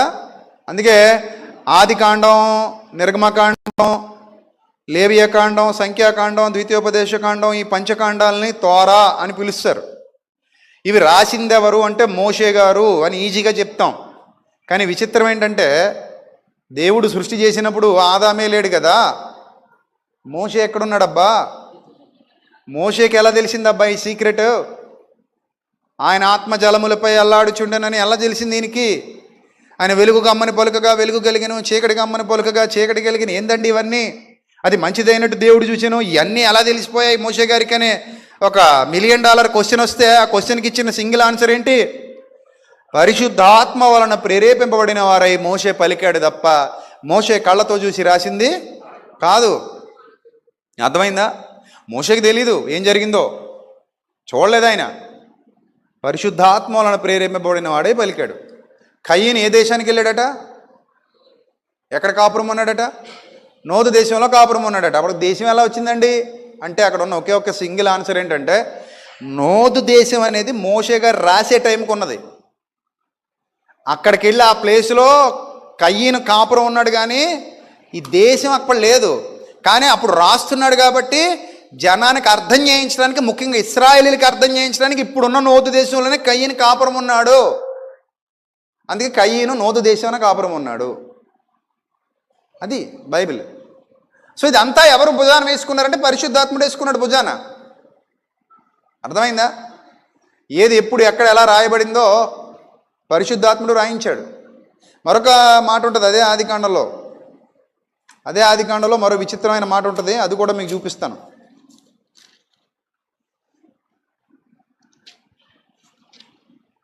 భాషలు విభాగింపబడినటువంటి సందర్భాన్ని గురించి మాట్లాడుతూ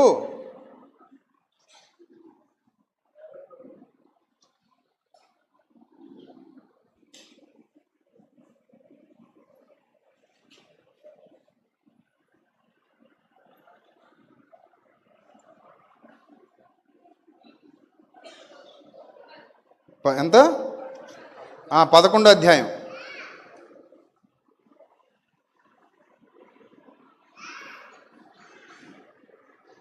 2 భూమి అందంతటా ఒక భాష ఒక పలుకొండిన వారు తూర్పున ప్రయాణమైపోవచ్చుండగా షీనారు దేశమందు ఒక మైదానము వారికి కనబడెను. షీనారు దేశం అంటే ఇవన్నీ కూడా ఈ షీనారు దేశం అని ఎలా గుర్తుపట్టగలరు ఇశ్రాయేలీలు అంటే అప్పటికి దాని పేరు షీనారు. ఆ పేరుని ఈయన ఇక్కడ మెన్షన్ చేస్తాడు. ఎలా తెలిసింది? గూగుల్ మ్యాప్ అంతా ఆయన చేతిలో ఉంది. సో పాయింట్ ఎక్కడ ఏ పాయింట్లో జరిగిందో చెప్పగలిగే సామర్థ్యం ఆయనకు ఉంది కనుక ఆయన వ్రాయిస్తాడు. ఇది అందుకే పరిశుద్ధాత్మ వలన ప్రేరేపింపబడిన వారై దేవుని మూలముగా పలికిరి. ఇంకెక్కడితో పరిశుద్ధాత్మ ప్రేరేపణ అయిపోయినట్టేనా? గ్రంథాన్ని వ్రాయించడం వరకు అయిపోయింది. ఇంక అందులో కలపకూడదు, ఒకటి తీయకూడదు, ఒకటి కలపకూడదు, ఒకటి తీయకూడదు. కానీ మన నిత్య జీవితంలో, మన జీవితంలో, మన బ్రతుకులో పరిశుద్ధాత్మ యొక్క ప్రేరణ ఉంటుందా, లేదా ప్రేరేపణ ఉంటుందా, ఆలోచన ఉంటుందా? మన జీవితానికి ఆయన ఆలోచన ఇస్తాడా అని ఆలోచిస్తే ప్రియమైన దేవుని ప్రజలారా, వాక్యము అనున్నది మనకు ఆలోచన చెప్పున్నది. ఏమ రైట్? వాక్యం మనకి ఏం చెబుతోంది? ఆలోచన చెబుతోంది. మీరు గమనించారో లేదో, చాలా సందర్భాలలో మీకు అనిపిస్తుంది ఈరోజు వాక్యం ద్వారా నా తండ్రి నాతో ఏం చేశాడు, మాట్లాడాడు. నేనైతే పర్సనల్గా చాలాసార్లు ఫీల్ అయ్యాను ఈ విషయాన్ని. మీరు ఫీల్ అయ్యారు ఎప్పుడైనా? చెప్పండి, మీరు ఫీల్ అయ్యారు ఎప్పుడైనా? ఎంతమంది ఫీల్ అయ్యారు ఈ నేలలో? చెప్పండి, మీ చెయ్యి చూపించండి ఇప్పుడు. Right, very good, God bless you. So చాలామంది చెప్తున్నారు ఇక్కడ వాక్యం వింటున్నప్పుడు, నిజమే నాతో చాలాసార్లు దేవుని వాక్యం మాట్లాడింది. అప్పుడప్పుడు అనిపిస్తుంది నాతోనే మాట్లాడింది అనిపిస్తుంది. కొంతమంది నాతో అంటుంటారు, అన్నా నేను అనుకున్నదే ఈరోజు మీరు చెప్పారన్నా అంటారు. నేను అనుకున్నానన్నా ఇలా మాట్లాడితే బాగుండని, లేదా ఈ విషయమై నాకు పరిష్కారం కావాలని అనుకుంటున్నాను, ఈ విషయంలో నాకేం అర్థం కావట్లేదు అనుకుంటున్నాను, కానీ వాక్యం ద్వారా నాతో మీరు ఏం చేశారు, మాట్లాడారు.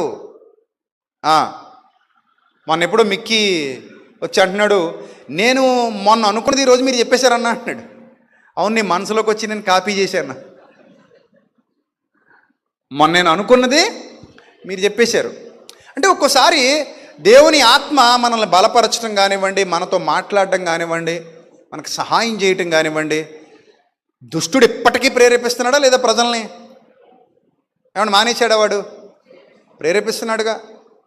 అపవాది ప్రేరేపణ. ఇస్కరియోతు యోధ హృదయంలో అపవాది ఆలోచన పుట్టించి ఉండెను. చాలాసార్లు చదువుకున్నాం మన యోహాను సువార్తలో ఆ మాట. సో దుష్టుడు ఎప్పటికీ ప్రేరేపిస్తున్నాడు ఆలోచనల ద్వారా. సో పరిశుద్ధాత్ముడి పని ఏంటంటే మనకి కూడా ఆలోచనలను అందించటం. అది సరి అయిన ఆలోచన వాక్యం ద్వారా మనకు అందిస్తారు. సరి అయిన ప్రేరేపణ వాక్యం ద్వారా మనకి పుట్టిస్తారు.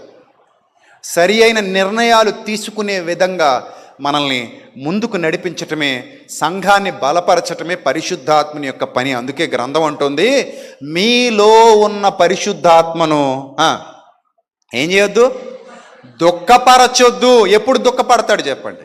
ఆయనకు విరోధంగా నిర్ణయాలు తీసుకున్నప్పుడే కదా, ఆయన మాట విననప్పుడే కదా. ఇప్పుడు అననీయ సప్పీరా విషయంలో పరిశుద్ధాత్ముడు దుఃఖపడ్డాడు. ఎందుకంటే వాళ్ళు ఆ ప్రేరేపణకు లొంగలేదు. వాళ్ళు సాతాను ప్రేరేపణకు లొంగిపోయారు. పరిశుద్ధాత్ముని ప్రేరేపణకు వాళ్ళు ఓటేయలేకపోయారు. సో ఇప్పుడు కూడా పరిశుద్ధాత్ముడు, దైవాత్మ, దైవశక్తి మనల్ని ప్రేరేపిస్తారు. బైబిల్ గ్రంథంలో ఆ ఆలోచనలు ఎప్పటి నుంచో ఉన్నాయి. ఒకసారి చూద్దాం ఆ ఆలోచనలు ఎప్పటి నుంచి ఉన్నాయో చూద్దాం. ఎజ్రా గ్రంథం 1వ అధ్యాయం 1వ వచనం. ఎజ్రా గ్రంథం 1వ అధ్యాయం 1వ వచనం. అందరూ బైబిల్ తెరిచి చూడాలి.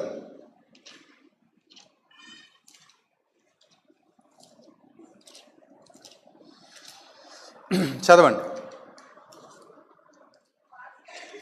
పారసీక దేశపు రాజు అయిన కోరెషు ఏలుబడిలో 1వ సంవత్సరమందు ఇర్మియా ద్వారా పలకబడిన తన వాక్యమును నెరవేర్చుటకై యెహోవా పారసీక దేశపు రాజు అయిన కోరెషు మనస్సును ప్రేరేపింపగా.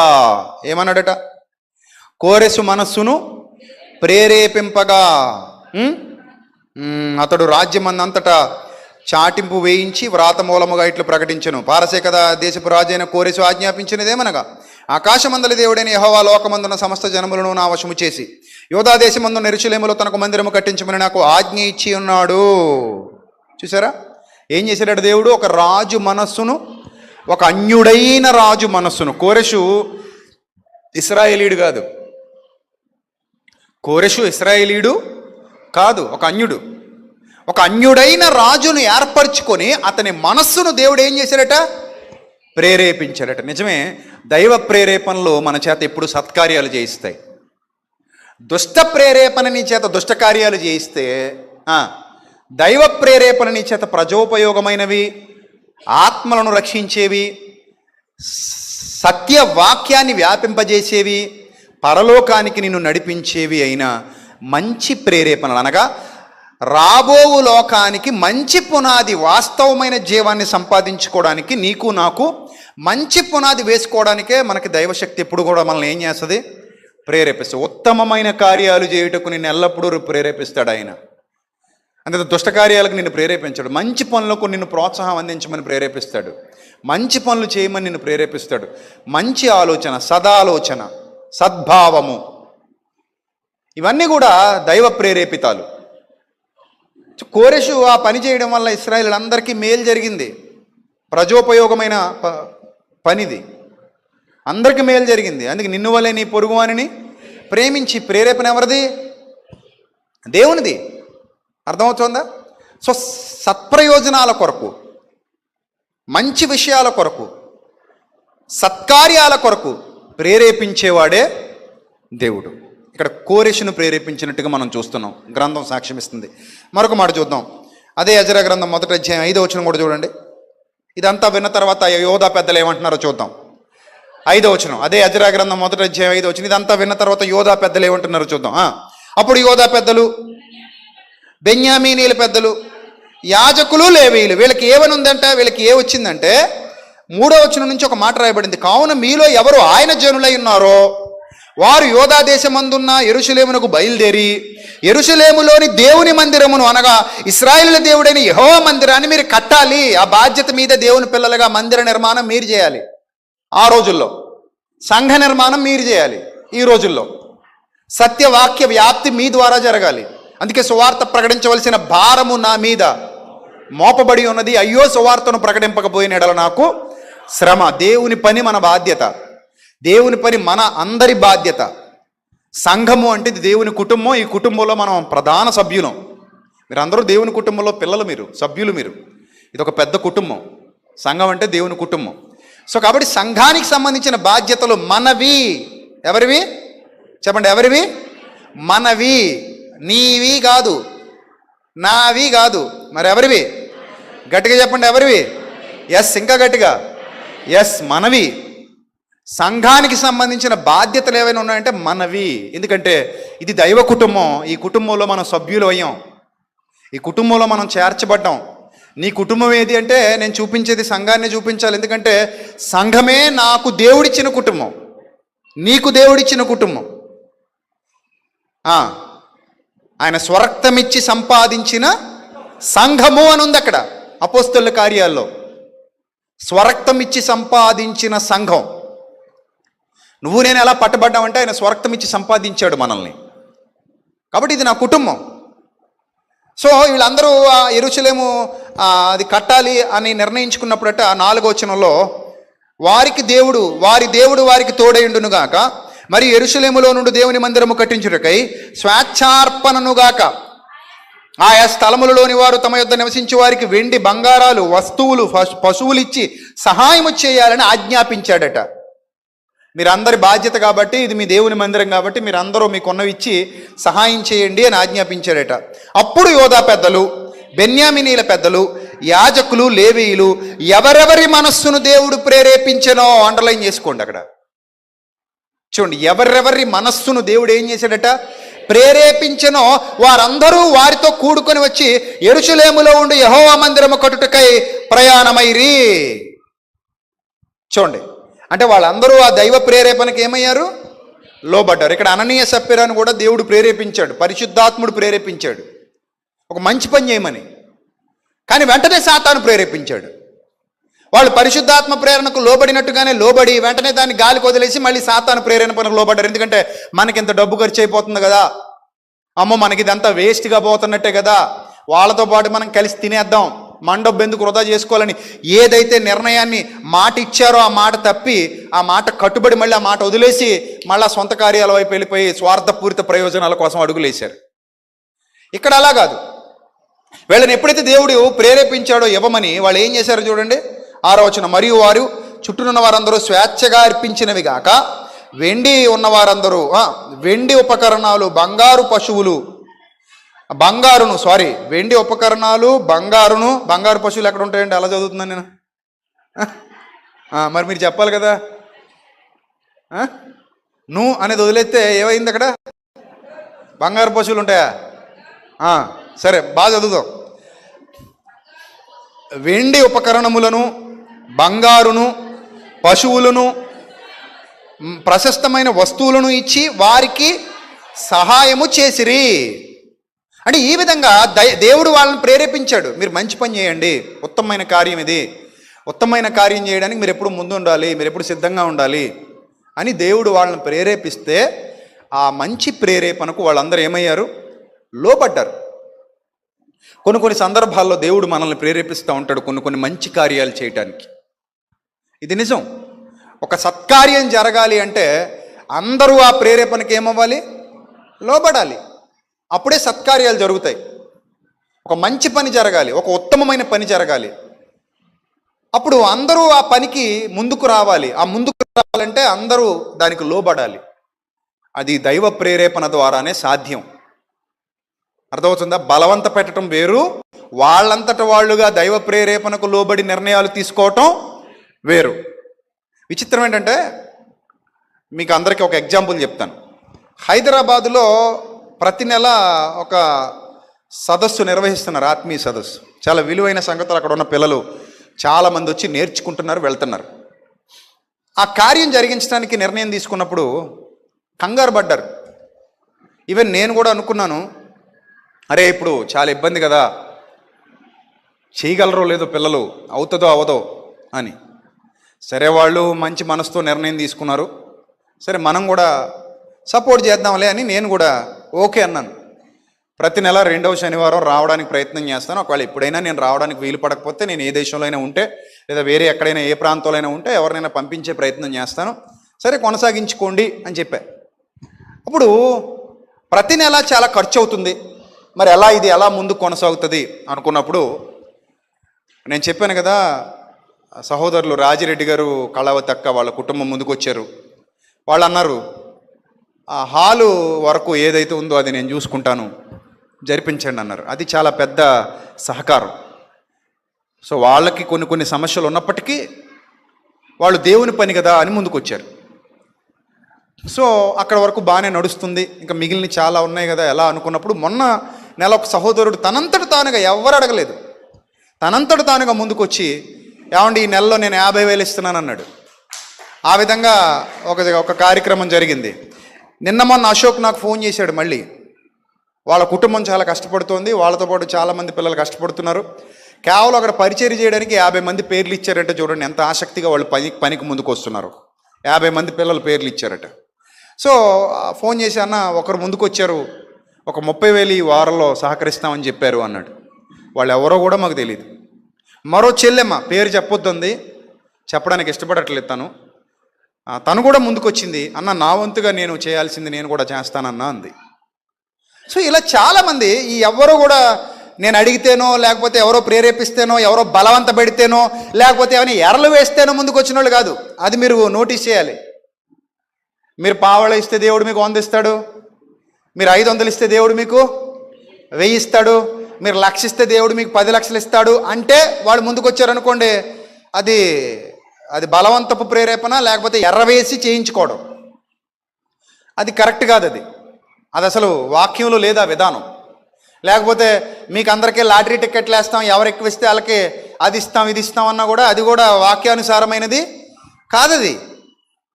అది చాలా తప్పది. అలాగే మాకు ఇవ్వడానికి ఏడుస్తారు, హాస్పిటల్లో ఖర్చు పెట్టుకుంటారు అని అనడం కూడా అది అస్సలు మంచిది కాదు. అది ఇంకా శాపయుక్తమైనది, పాపయుక్తమైనది. ఇలాంటి వాళ్ళు కూడా ఉంటారు. సో మనం ఎవరిని అడగకపోయినా మేము పలానా పని చేస్తున్నాం, ఇది మంచి పని, ఇది అనేక మందికి ఉపయోగపడే పని, మీ వంతు పాత్ర మీరు పోషించండి అని అన్నప్పుడు వాళ్ళంతట వాళ్ళుగా స్వచ్ఛందంగా ముందుకొచ్చారు అంటే అది పరిశుద్ధాత్ముని ప్రేరేపణ. అందులో ఎలాంటి డౌట్ లేదు. అది దైవ ప్రేరేపణ. ఇక్కడ చూడండి, దేవుడే వాళ్ళ హృదయాలు ప్రేరేపించాడని వ్రాయబడింది ఎజ్రా గ్రంథంలో. వాళ్ళు స్వేచ్ఛగా ఇచ్చారట. అలాగే వాళ్ళకున్న వెండి, బంగారం, పశువులు, ఆ నిర్మాణానికి ఏవైతే ఉపయోగపడతాయో అవన్నీ ఇచ్చి ఇప్పుడు వాళ్ళు ఎవరు భూమి మీద లేరు, వాళ్ళ వస్తువులన్నీ ఇక్కడే వదిలేసిపోయారు. కానీ బైబిల్ గ్రంథంలో వాళ్ళ చరిత్ర వ్రాయబడింది. అలాగే జీవ గ్రంథంలో నీ చరిత్ర, నా చరిత్ర వ్రాయబడాలి. గుర్తుపెట్టుకోండి, బైబిల్ గ్రంథంలో వాళ్ళ చరిత్ర ఎలా రాయబడిందో జీవ గ్రంథంలో నీ చరిత్ర, నా చరిత్ర అలా రాయబడాలి. దేవుని పని అనగానే ఇది మన రెస్పాన్సిబిలిటీ అనుకోవాలి. అర్థమైందా? మనం దైవశక్తితో, దైవ బలంతో నడిపించబడుతున్నాం, దేవుడు మనల్ని వాడుకుంటున్నాడు, సో మనం సపోర్ట్ చేయాలి అని చేసేవాళ్ళు వీళ్ళందరూ. ఇక్కడ కూడా అలాంటి వాళ్ళు చాలామంది ఉన్నారు. అంతెందుకు, మన వైజాగ్ నుంచి వచ్చే సహోదరులు, ఆయన పేరు కూడా నేను చెప్పను, ఈరోజు వచ్చారు కానీ నేను ఆయన పేరు చెప్పను. ఆయన వారం వారం రారు ఇక్కడికి. ఆయన ఎక్కడో వైజాగ్లో ఉంటారు, ఆయన వ్యాపారం ఆయన చేసుకుంటాడు. ప్రతి వారం లైవ్లో చూస్తాడు. ఆ ప్రతి వారం ఫోన్పే నెంబర్కి ఆయన కొంత ధనాన్ని పంపించి ఇది సేవలో వాడండి అని చెప్తాడు. అది ఆయన తీసుకున్న నిర్ణయం. ప్రతి వారం క్రమం తప్పకుండా ఆయన పంపిస్తానే ఉంటాడు, ఇది దేవుని పని నిమిత్తం వాడండి. నేను ఎప్పుడు నోరు తెరిచి నేను అడగడం కానీ, ఏమండి మీరు ఇలా చెయ్యండి అని చెప్పడం కానీ ఎప్పుడు చేయలే. సో అంటే ఎంతో కొంత అది దేవుని పనికి ఉపయోగపడుతుంది అంటే అది వాళ్ళు తీసుకున్నటువంటి స్వనిర్ణయం. నేను అడిగింది కాదు, ఎవరిని బలవంత పెట్టింది కాదు. ఎందుకంటే బలవంత పెట్టే అధికారం దేవుడు ఎవరికి ఇవ్వలేదు. సంఘం ఎప్పుడు కూడా స్వేచ్ఛగా నిర్ణయాలు తీసుకోవాలి, అది ఆయన చూసుకుంటాడు. మనం బలవంత పెట్టకూడదు. బాబు మీరా నువ్వు ఎలా చేయి, బాబు లేకపోతే ఇదిగో సత్యనారాయణ గారు మీరు ఎలా చేయండి, సురేష్ నువ్వు ఎలా చేయి అని, లేకపోతే కిషోర్ నువ్వు ఎలా చేయమని అనకూడదు. ఆ అధికారం మనకి లేదు. మరి ఎవరిని మనం బలవంత పెట్టి నువ్వు అలా చేయి, నువ్వు ఎలా చేయి, నువ్వు అంత ఇరు ఎంత అని లెక్కలేసి రాసేసి తప్పది. ఎజ్రా గ్రంథంలో కూడా అలా జరగల. వాళ్ళంతటా వాళ్ళుగా స్వేచ్ఛగా వాళ్ళ కలిమిలో నుండి వాళ్ళు ఏం చేశారు, దేవుని పని కోసం ముందుకు వచ్చారు. అంతే తప్ప ఇదిగో శ్రీకాంత్తో నీ కుటుంబానికి 1,00,000 వేస్తున్నామయ్యా అన్నాం అనుకో, ఆ 1,00,000 ఎక్కడ తేగలడు? అది ఆలోచించాలి కదా మనం. అందుకే దేవుడు మనకు అధికారాన్ని ఇవ్వలేదు, ఏ సేవకుడికి ఇవ్వలేదు అధికారాన్ని. కొన్ని సంఘాల్లో మనిషికి 10,000 అంటారట. అందరూ 10,000 ఇవ్వగలరా? అసలు ఇవ్వగలరా? ఇవ్వలేరు. మనకు ఆ రైట్ లేదు, అడగకూడదు. అలాగా చాలా తప్పది. ఆ స్వేచ్ఛ వాళ్ళకు వదిలేయాలి, దేవుడు చూసుకుంటాడు. ఇప్పుడు నీ జేబులో ఎంత ఉందో నాకు తెలీదు, నా జేబులో ఎంత ఉందో నీకు తెలీదు. దేవుని పని అన్నప్పుడు మన ఇద్దరిది బాధ్యత. మొన్న హైదరాబాద్ మీటింగ్కి వెళ్ళాను, వచ్చాను. నా కాంట్రిబ్యూషన్ కూడా ఉంది అక్కడ. అది అక్కడ ఉన్న వాళ్ళకి తెలుసు. నా చేతిది కూడా ఖర్చు అయింది, కొంత ఖర్చు అయింది. అది అక్కడ ఉన్న వాళ్ళకి తెలుసు, నిర్వాహకులకు తెలుసు. సో చాలా మీటింగులకు నేను వెళుతుంటాను, వస్తుంటాను. కొన్ని మీటింగులు మన సేవకు సహకరిస్తారు. మీరు దేవుని పని చేస్తున్నారు కదండి, ఇంకా సెమినార్ దగ్గరకు వస్తుంది, బోల్డని కార్యాలు ఉన్నాయి చేయాల్సినని సహకరిస్తుంటారు. కొన్ని మన చేతి కూడా తీసుకుంటుంటారు. పడతాయి, తప్పదు ఇంకది. సో అలాంటప్పుడు ఇది మంచి పని అన్నప్పుడు కొన్ని విషయాల్లో సపోర్ట్ చేయాల్సిందే, తప్పదు. అది దైవ నిర్ణయం, దైవ ప్రేరేపణ, అంతే తప్ప బలవంత పెట్టేసి పిండేసి ఇదేమో వ్యాపారమా పిండి వసూలు చేయడానికి? నిర్ణయం మనదే, అది దైవ ప్రేరేపణ. ఎందుకంటే మన జీవితంలో సమస్తము అనుగ్రహించింది ఎవరు? దేవుడే కదా. మన జీవితానికి ఏం కావాలో అన్నీ ఇచ్చింది ఆయనే. ఆయన పని ఆయన జరిగించుకుంటాడు, ఆయన పని ఆయన చేయించుకుంటాడు, ఆయన చిత్తం ఆయన నెరవేర్చుకుంటాడు. మనకి ఇచ్చేది ఆయనే, మన ద్వారా పని జరిగించుకునేది ఆయనే, మనల్ని బలపరిచేది ఆయనే, మనల్ని స్థిరపరిచేది ఆయనే. విచిత్రం ఏంటంటే అప్పుడప్పుడు నాకు అనిపిస్తుంది, ఒక్కోసారి మనకి అవసరం ఉంది అనిపిస్తుంది, కానీ అది ఎలా నెరవేరుతుందబ్బా అన్న టైంలో దేవుడు ఎవరో ఒకరి ద్వారా ఆ కార్యాన్ని జరిగిస్తుంటాడు. ఆశ్చర్యం అనిపిస్తుంది. మనం ఎవరిని అడగకుండా, మనం ఎవరికి చేయి చాపకుండా ఆయన అంతటా ఆయన ఆ కార్యాన్ని జరిగించిన సందర్భాలు కోకొల్లలు. కోకొల్లలు అంటే దాన్ని బట్టి మనకు అర్థం కావాలి, ప్రభువు ప్రేరేపణ ఎప్పటికీ ఉంటుంది. ఒక మంచి పనికి ఎప్పుడూ దేవుడు ఎవరో ఒకరిని ప్రేరేపిస్తూనే ఉంటాడు.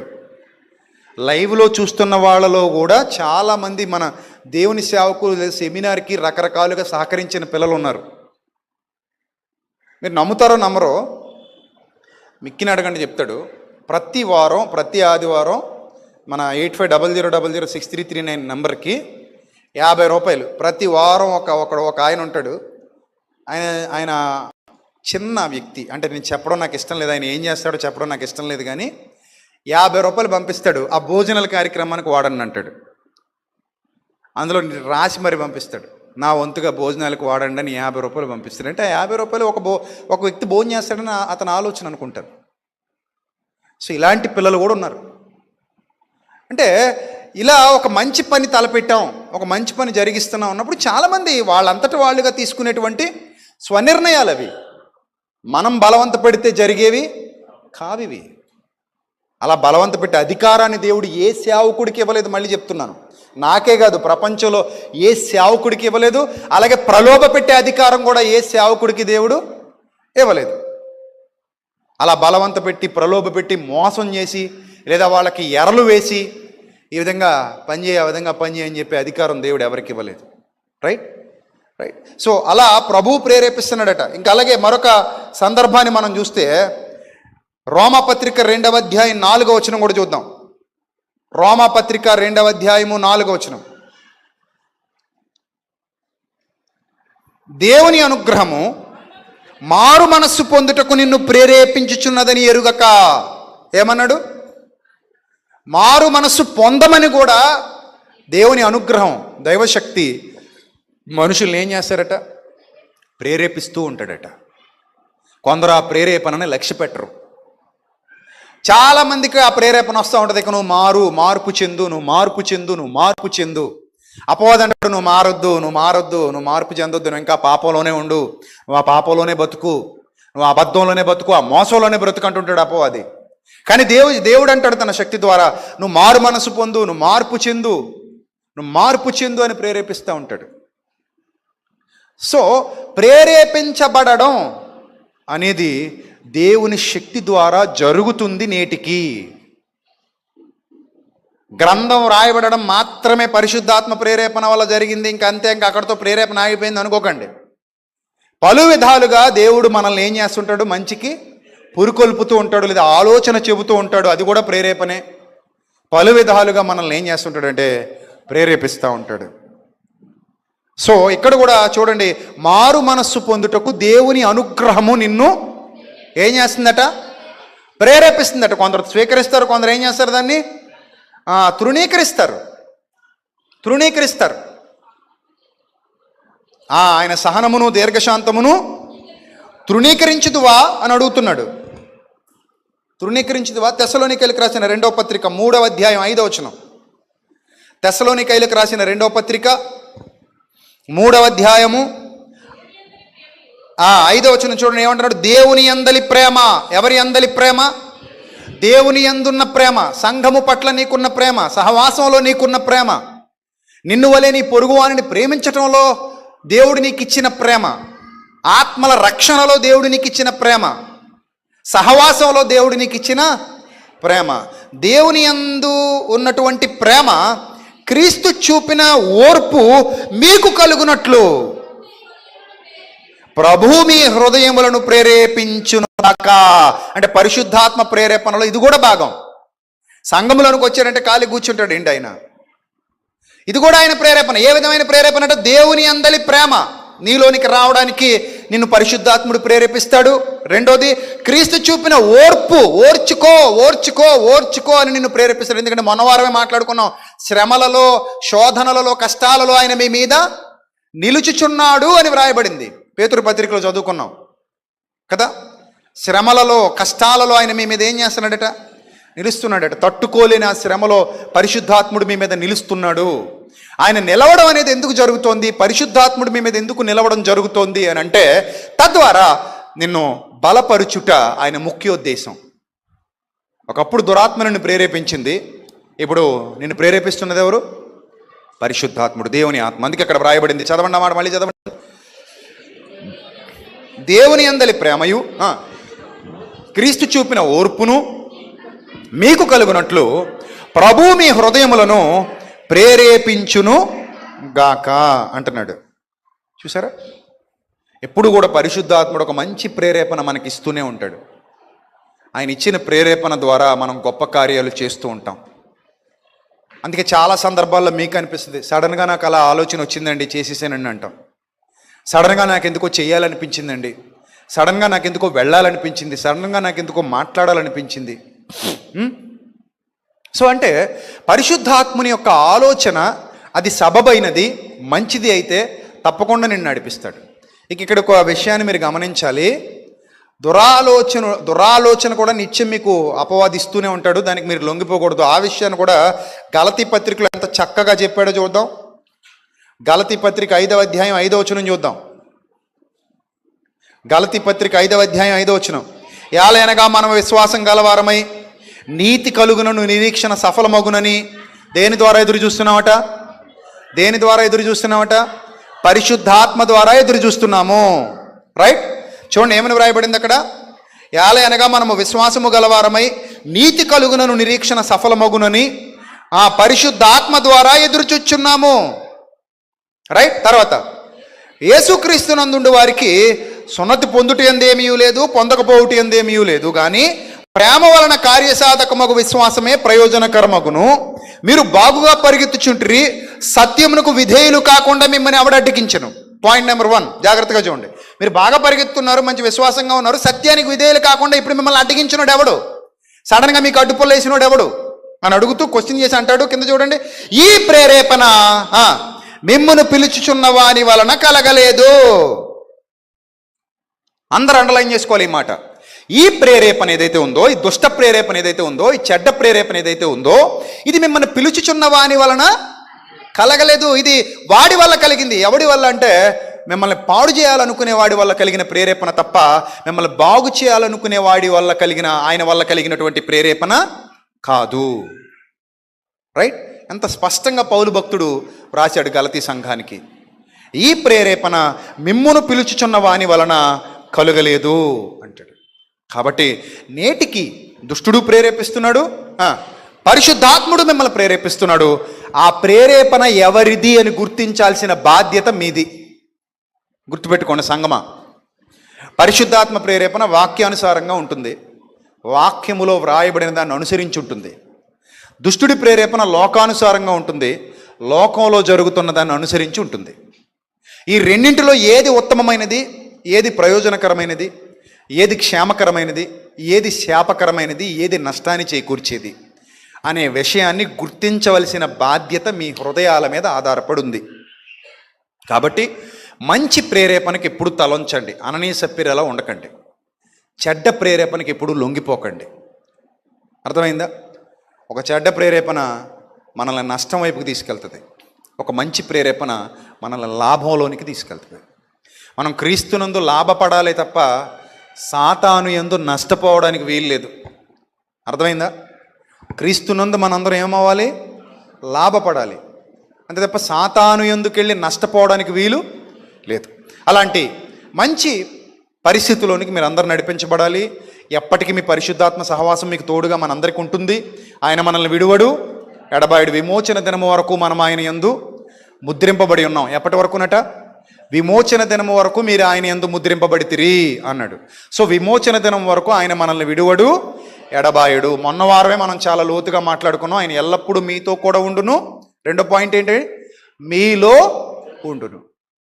మిమ్మల్ని సర్వసత్యములోనికి నడిపిస్తాడు అన్నాడు. సో సర్వసత్యములో మనల్ని నడిపించి మనల్ని ఇంకా ఆ జ్ఞానం యొక్క లోతులలోనికి తీసుకొని వెళ్తాడు ఆయన.